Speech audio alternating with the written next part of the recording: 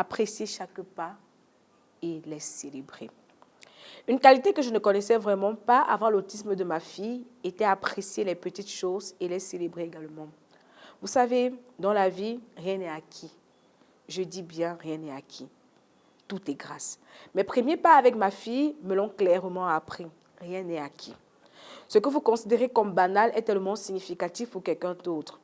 Donner naissance à un enfant, le voir ramper dès 6 mois et plus, le voir marcher et parler à 12 mois peut vous sembler normal, car c'est le processus normal de la croissance d'un enfant. Mais je vous assure que cela n'est pas un acquis.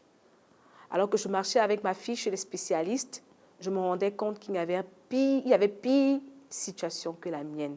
J'ai vu des cas de paralysie cérébrale, j'ai vu des cas de retard de croissance, j'ai vu des cas qui m'ont permis de réaliser la grâce inimaginable que j'avais.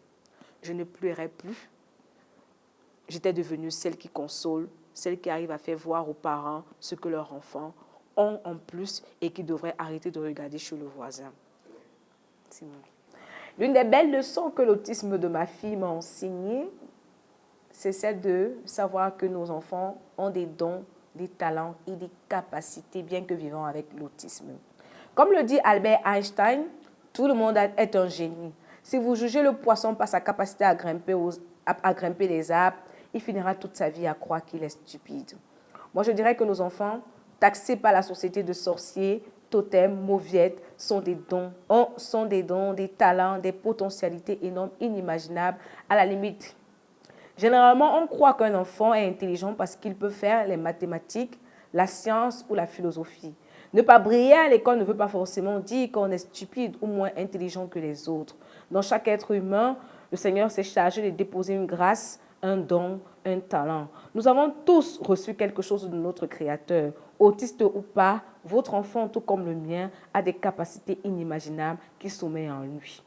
Pour les percevoir, vous devez changer de regard. Vous devez voir votre enfant autrement. J'aimerais vous inviter à faire ce petit exercice avec moi.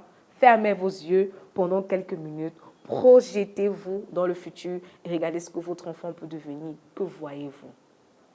Mon inspiration et ma motivation première, je crois que je la tire déjà de l'intérieur.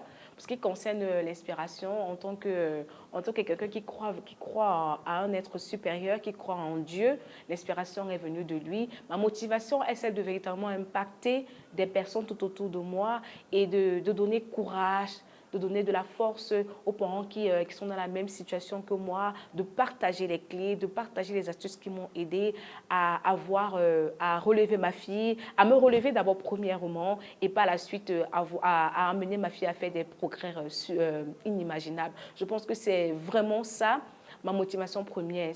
Ah oui, dans le cadre de l'association, on a 1001 projets. Déjà, le week-end du 25 janvier, l'association organise une formation en acte de premier secourisme. Là, on parlera des massages cardiaques, de la gestion de crise épileptique et par-dessus tout, de la gestion de crise autistique. Généralement, les parents d'enfants autistes ne savent pas comment s'y prendre avec une crise autistique et également les personnes qui sont dans leur entourage ont du mal à pouvoir canaliser un enfant autiste qui fait des crises. Donc, le 25 janvier, on aura une formation pareille, un atelier qui va regrouper les membres de ma de mon association, ça veut dire le staff, les bénévoles et des parents d'enfants autistes autour de cette magnifique formation. La résilience. Vraiment, c'est la résilience que j'aimerais envoyer à un parent d'enfants autistes qui est en train de m'écouter ou bien qui ira ce l'orage, c'est soyons résilients. Et pour des personnes qui ne sont pas concernées directement par l'autisme, ça veut dire des personnes qui n'ont pas d'enfants autistes ou des neveux autistes, ce que je veux simplement dire, c'est que l'autisme nous concerne tous. En lisant cet ouvrage, vous allez entrer dans la peau d'un parent d'enfant autiste. Vous allez ressentir ses peurs, ses craintes, ses douleurs. Et, ça changera certainement votre manière de percevoir les choses, de percevoir l'autisme, de le voir sous un autre angle et de ne plus qualifier nos enfants de sorciers, de totems et autres.